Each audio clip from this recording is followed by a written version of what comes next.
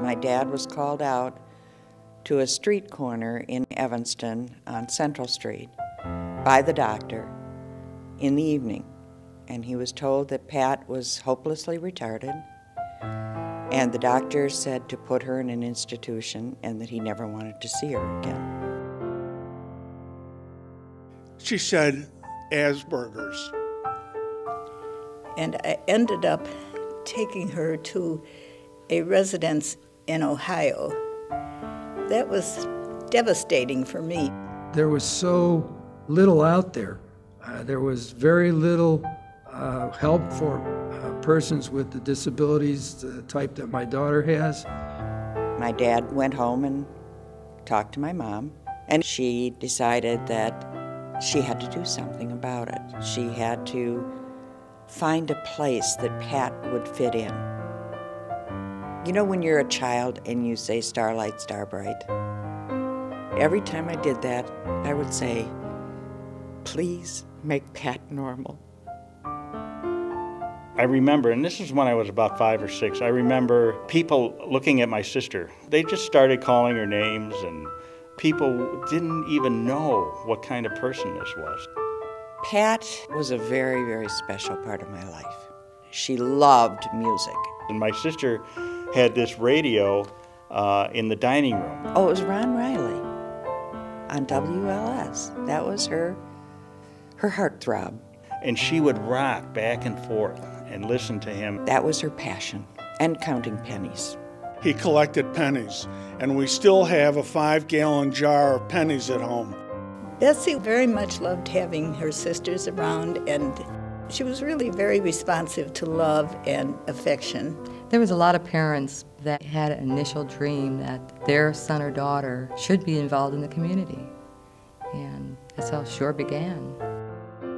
Tom and Lois Lloyd had the drive and the compassion to say, we can create a better life, not only for our own child, but for others. This woman, she had an incredible soul. She set her mind to things, and no one and nothing was going to stand in her way. My dad encouraged her to, live that dream, to make that school become a reality. And he made it fiscally possible for her to do that. Our basement was what would today be classified as a cellar. And he put in tables and chairs, and it became her little classroom. And they would do arts and crafts, and in the backyard we had a jungle gym and swings for the kids and a sandbox. And so they would have regular classroom like you would with a preschool. Bill has a very interesting history of being one of the first children served by Lois Lloyd in her home, and he has grown up with the organization, and he's still with us today as a senior. I love SURE School. Happy there. There was a lot of really funny, happy moments. There was one child who had a very deep voice, very deep. And when she would get upset, she would look at them and say, bullshit. Well, my mother would say, we don't say that. These were the things that made the school. It was a wonderful, wonderful time. And they also then later on started a summer camp for these kids at Leahy Park in Evanston. And that was a lot of fun. I worked there a couple of summers. And it didn't take long for other families in the area to learn of this innovative idea. So they moved to the basement of Covenant Methodist Church down the street from their home. It went from church to church to church. She reached out to everyone she could think of that had a special needs child and brought them into this organization, which at that time was called North Shore Association for Retarded. My mom and some others were involved in trying to get the state to underwrite public school programs for the mentally retarded back in the mid-50s. And it happened. And a school began that is still here today called Park School in Evanston. But the problem was that her daughter was still too low functioning. So they built their own school. There were some that said, well, why do we need a building? And Lois said, well, there's others out there too that need our help. that need our assistance. And so they found a land and they built a building. And she had the help of so many wonderful parents. What we did to raise money back when it was first founded was we had a Christmas tree sale. And that's one of probably my earliest memories, is that I would help people pick out trees. And I'm sure my brother was this way too. You hold them up and the kids go, oh, I don't like that one. And it might take a half hour before you find the perfect tree. That's really kind of cool. And help load it on their car. And every once in a while someone would give me a dollar or two, and it was like a big deal. And then there was a trailer, and we got to go in and have a little hot chocolate, and some of the parents of the clients would be there. And this was a group of people who just had a goal in life, and they succeeded. And that's when it started to bloom, and it became something real. I mean, when you have your own building, it's real. And they built a 3-classroom school and hired a full-time principal of the school. From there, we saw individuals growing into adulthood. We started a work program where we contracted work from industry and taught people how to become adult workers. And then finally being able to see them get a job in the community. And my daughter graduated from high school, and she went from one job to another but really didn't have anything. And then she got into Shore Training Center. She seemed to be making progress, and then they started to get her jobs. It's been a great learning experience for her. How to work in a retail store, help to organize and straighten things. Nancy was feeling very good about herself, and we knew this was all made possible by what Shore had done and how Shore had become involved in her life. There are just so many stories. You like work center, packing my box, like it. Dara has now got a bank account. Those are big accomplishments. They care about me and they love me so much, and they want me to do well, and mostly I do a good job. And I did receive an award for being the best worker in the workshop. I just feel proud of myself that I did those things. From there, we found that there was a need for a diagnostic nursery for the early evaluation of children. We were one of the first agencies in the state of Illinois in 1969 to do diagnostic testing of children between birth and 3 with developmental delays. The parents that come into that program are very scared. David was about 3 or 4, and we were taught as a father and mother how to handle this situation, which we wouldn't have had if they hadn't intervened. This is a program that is so vital because the earlier you can start intervening with a child with a developmental delay, the greater the growth of that child will be. Shore gave us hope. They were the guiding light.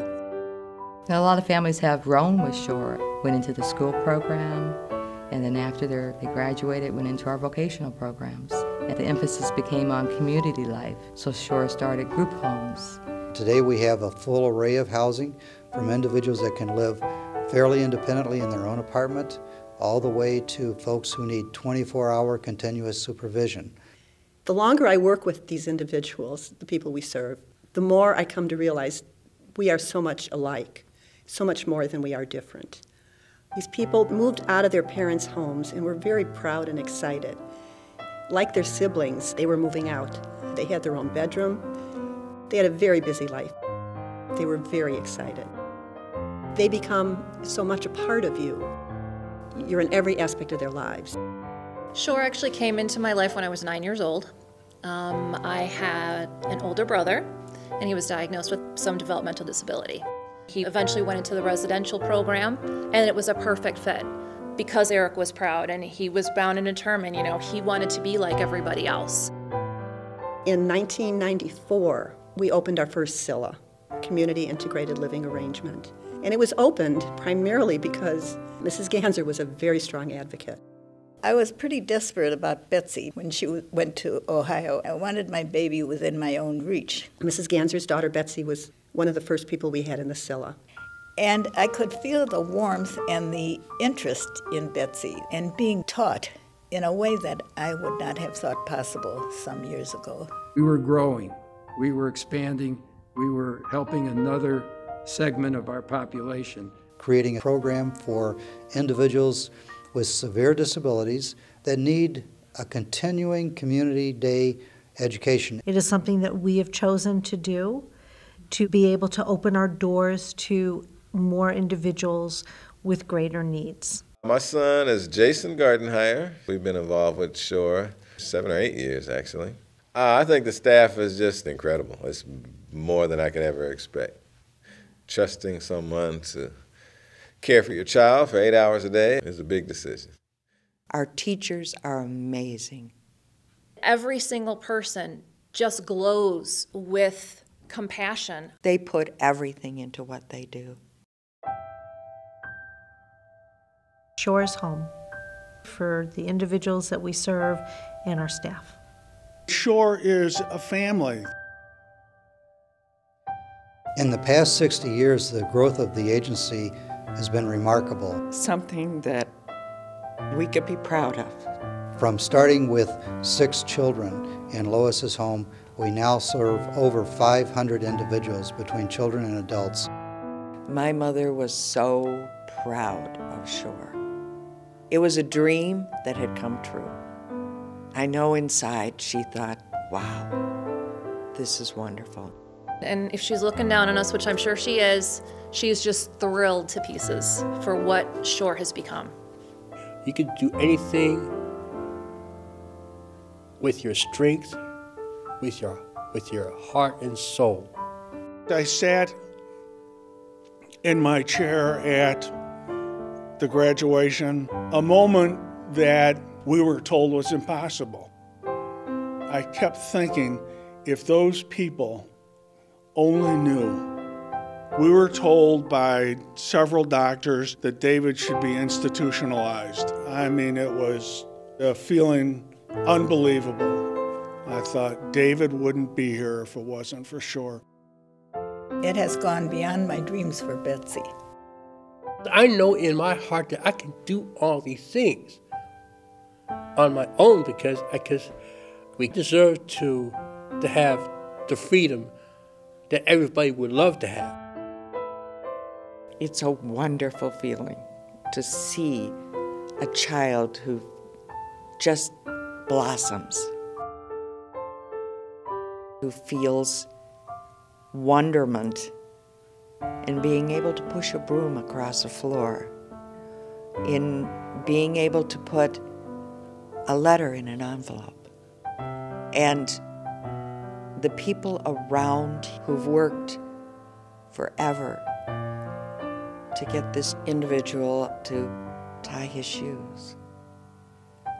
When it happens, it's absolutely magical. And all you can say is, wow, we did it. We did it. I can't help but think that the real spirit behind Shore, the real motivating force, was my sister. I can't forget my sister. Patty, Eric, all of the people that have been through Shore, they're still with us. They're still pushing us to continue on that legacy.